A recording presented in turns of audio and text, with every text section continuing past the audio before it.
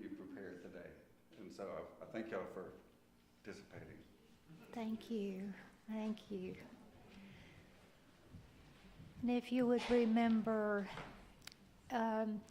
as we do the conscious breathing, and especially during stressful times, remember to stop, breathe, and say, I choose to heal.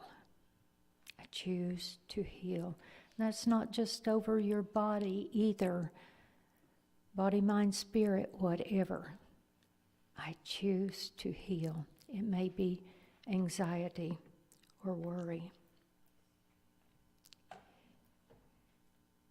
So what I'm talking about today for just a little bit is I choose to heal. I choose to heal. Do you think that's a choice? Does it look like everything that's occurred in our lives, was it going to occur anyway? Just destiny, whatever. Well, there's so many ways of looking at it, and to tell you the truth, I'm not even certain if there's anybody on this earth that could give you any right answer about why things come our way. I just know that we have more impact on our healing than we've ever recognized. I do know that. And so if I do, I want to use that power to the ultimate. I want to know how to do that. The things we teach here are that there is one power and one presence, and you can call that anything you want.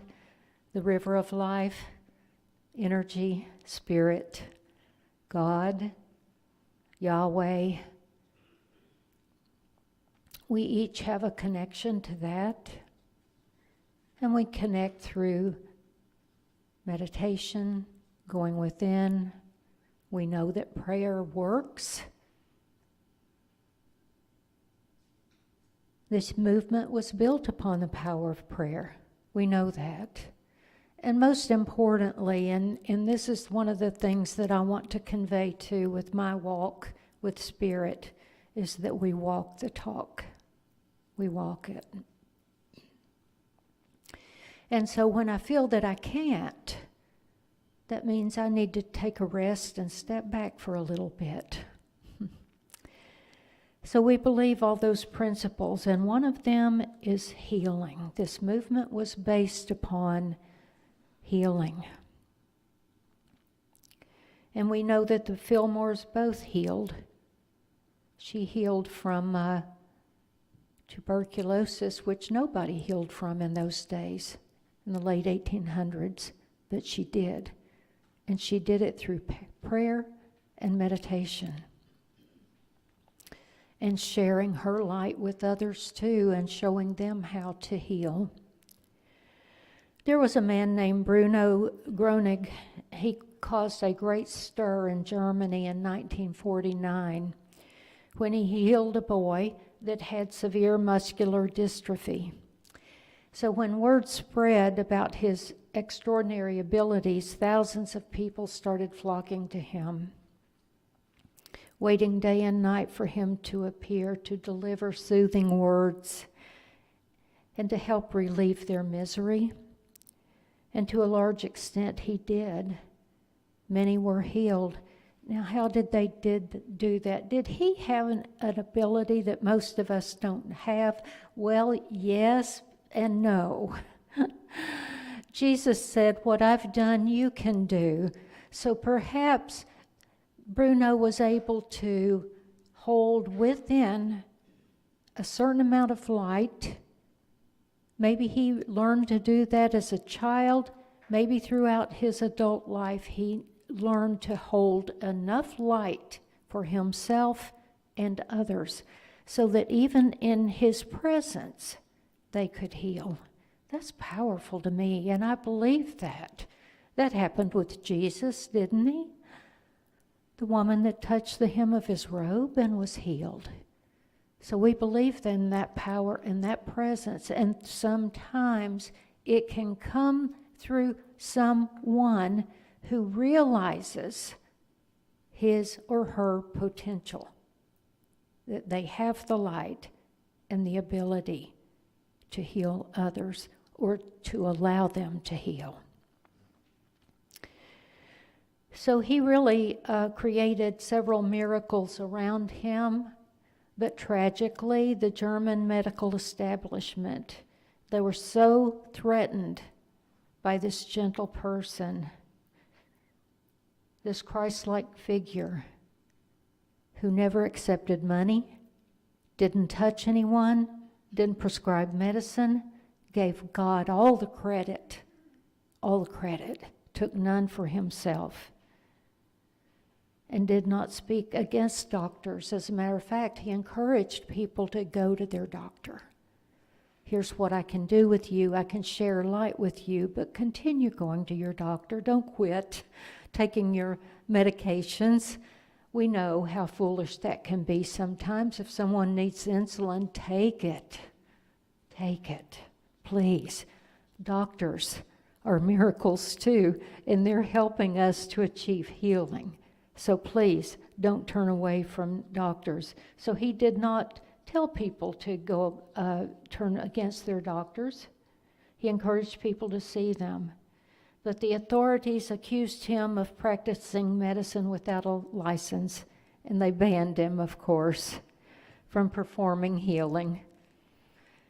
It's the way of the world. And they waged numerous lawsuits against him. So he was a gracious person, and he responded with dignity and refrained from healing, despite the fact that many doctors had asked him to help their patients. So he stated that if he was not allowed to pass along this healing energy to people who needed it, see, this light was coming through them, he would burn up inside. Isn't that amazing? He knew that.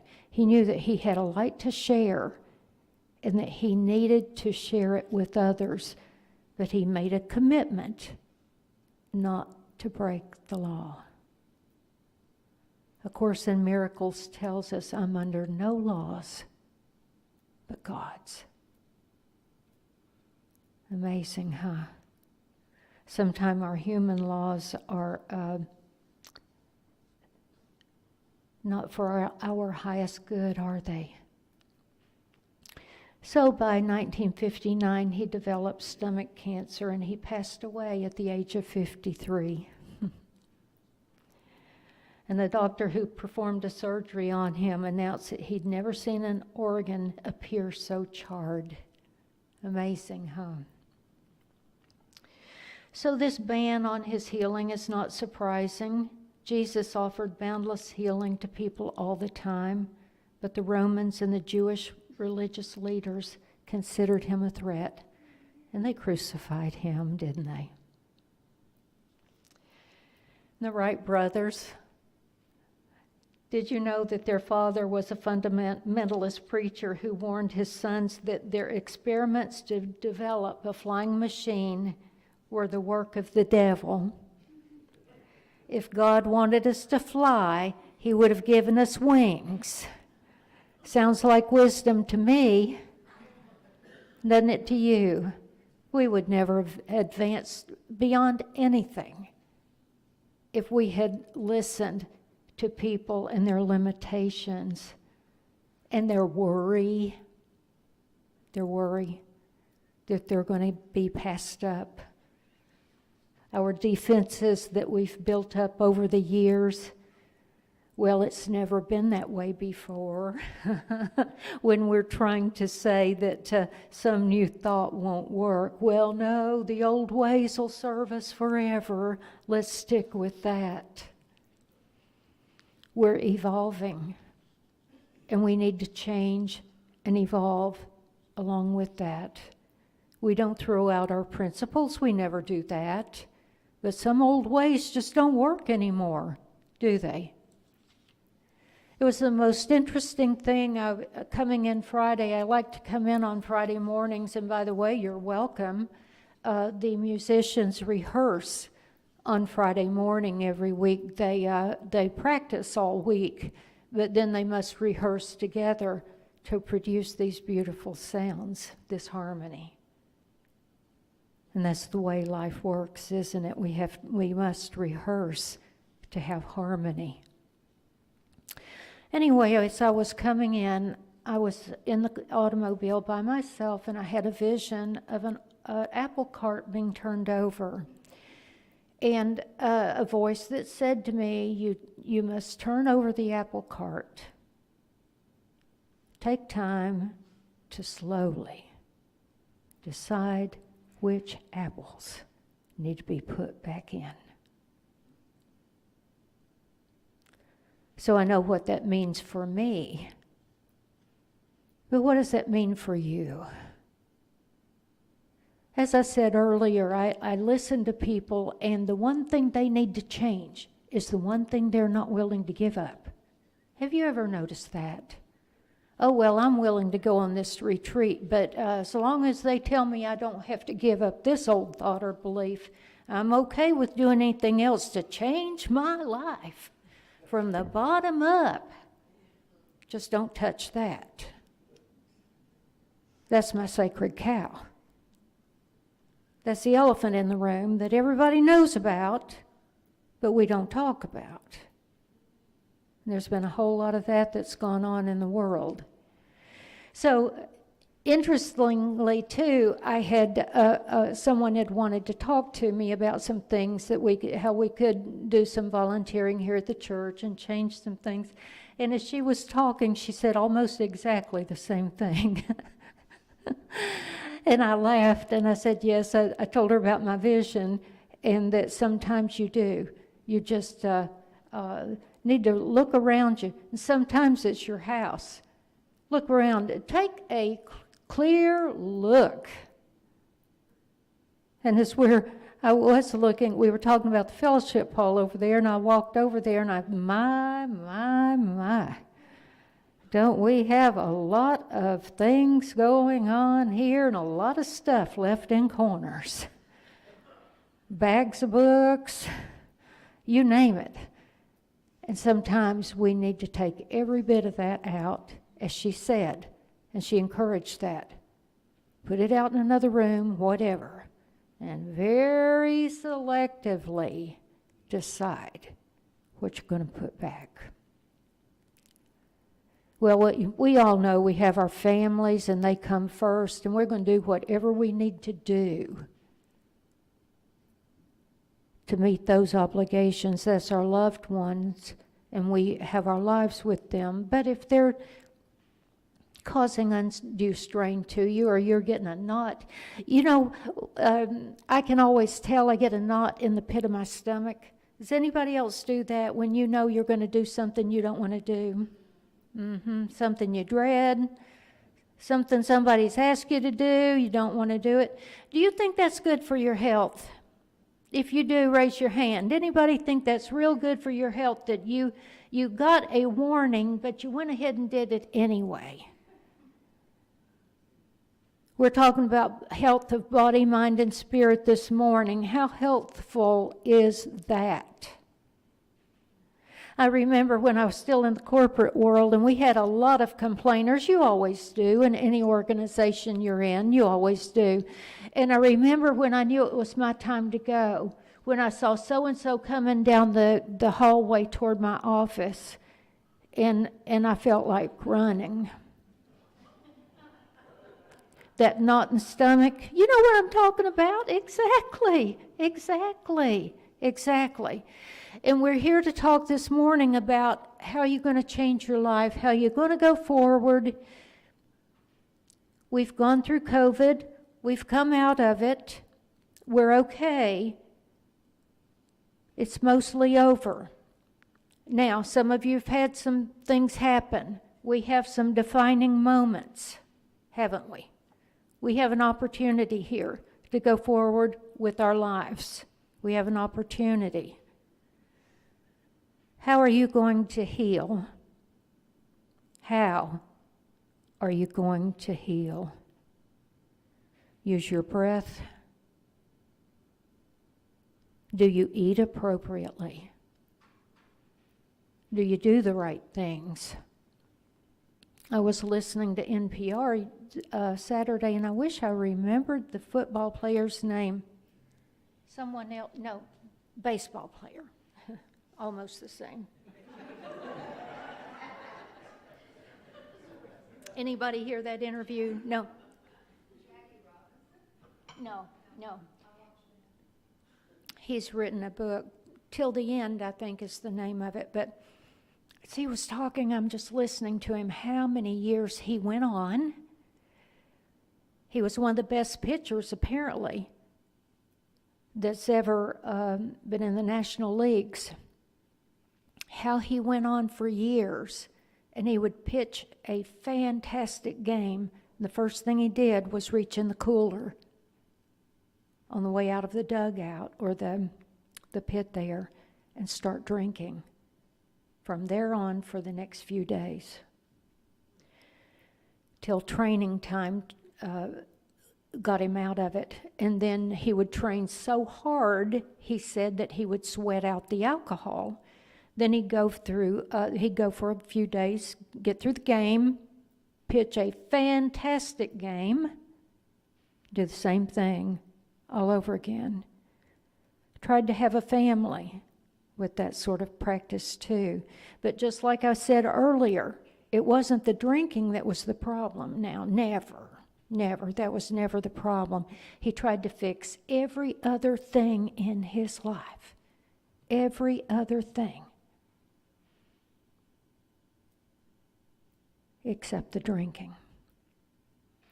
And when he finally hit bottom and recognized that's what was ruining his life, his family, everything else, he decided to change, and he took that first step. He took one first step. And a journey of 1,000 miles begins with one step. And that's what I'm going to encourage you to do today. Maybe you don't need to do it. Maybe you don't need to. Maybe there's not a thing in your life that needs to be changed. Not one. Maybe you want to hold on to some old beliefs in an angry, powerful God out there that's directing every step and that's going to be in charge of every single thing, and that you don't have a bit of power. Maybe you think your prayers don't work. Maybe you're still into blaming everybody else in the world.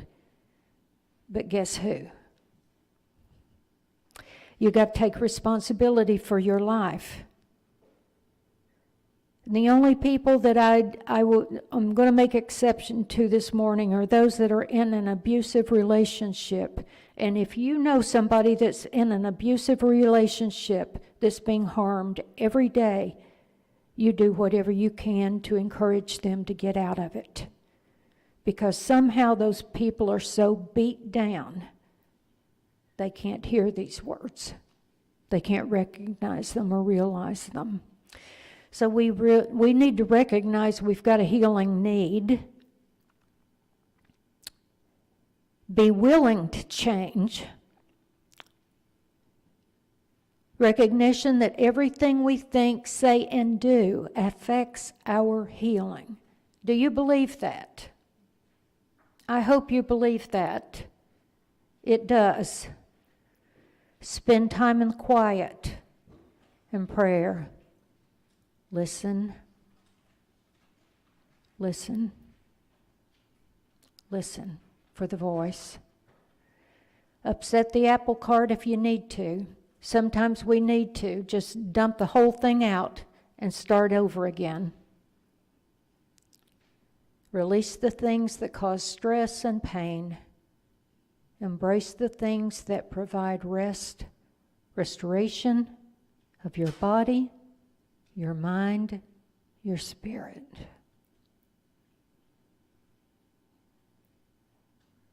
If you have a partner that requires more of you than you feel you can give, you must have dialogue about that. Don't push it within. I know a lot of couples that have a difference of opinion on the politics that are going on, but they've learned to live together peacefully. How in the world did they do that? How in the world? They have enough respect for each other and love for each other that they're willing to say, you know, I don't see things from your point of view, but I love you. Hope you'll change your mind. No, just kidding. Praying for you to change your mind and see the light, but love you, but let's don't talk about it. Let's don't ever talk about it. That's important, y'all. You don't have to talk about it. Did you know that?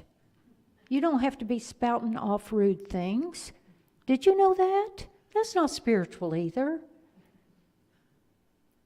Allow the other person's evolution of spirit as it comes. We must allow that. They're at a place where they are, and we don't judge it. We let them go. We don't participate in it one iota. Then we'll have a knot in our stomach, won't we? And that's not helpful. That's not healthy, and it's not good for you. So yes, it is possible to live in a household with someone and not be spouting off what you think all the time. And you can have some very diverse opinions and thoughts and live together peacefully because you love each other. And you pray for the highest and the best always. Brother Lawrence, practicing the presence. I love him. If you get a chance this week, look up Brother Lawrence. Lived in the 1600s, and he practiced the presence. He prayed while he washed the dishes. We practice the presence. And the more you do that and you become a light, you let the other go. And you actually don't need to be an activist. Pray for them. And then you can let it go, because your becoming ill doesn't help anybody, does it? So we put back only those things in our sweet little apple cart. I can just see it now. I'm going to put a bow on mine. It's going to be pretty. Only those things that bring peace of heart and mind. And let your compass be joy. Follow your heart. I thank you for being here, my spiritual companions. I thank you for helping us rebuild Unity of Gulfport. We're going to be the biggest name on the coast. We're doing things now to reshuffle a little bit and come on stronger. Believe it. Thank you for your time.